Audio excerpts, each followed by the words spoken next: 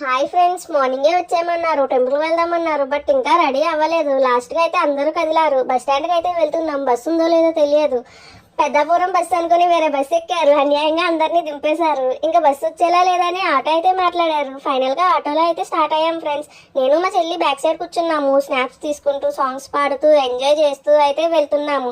మొత్తానికి అయితే టెంపుల్కి అయితే రీచ్ అయ్యాం ఫ్రెండ్స్. రీచ్ అవ్వగానే కొబ్బరికాయ అరటిపళ్ళు కొన్నారు. కొబ్బరికాయ అరటిపళ్ళు తీసుకున్నాక ఇంకా లోపలికి వెళ్దామని చెప్పి అందరూ స్టార్ట్ అయ్యాము. ఇది ఆషాఢం కదా ఫ్రెండ్స్. ఆషాఢంలో ఈ టెంపుల్కి ప్రతి ఒక్కరు వస్తారు. ఇక్కడ జాతర జరుగుతుంది, చాలా బాగుంటుంది. మొత్తానికి అయితే అందరూ లోపలికి అయితే వెళ్తున్నాం ఫ్రెండ్స్. ఫస్ట్ వారమే కాబట్టి లైన్లో ఖాళీగానే ఉన్నాయి, ఎక్కువ జనం కూడా లేరు. సరే కదా అని ఇంకా వెళ్తూ వీడియోస్ తీసుకుంటూ, స్నాప్స్ తీసుకుంటూ వెళ్తున్నాం మేము.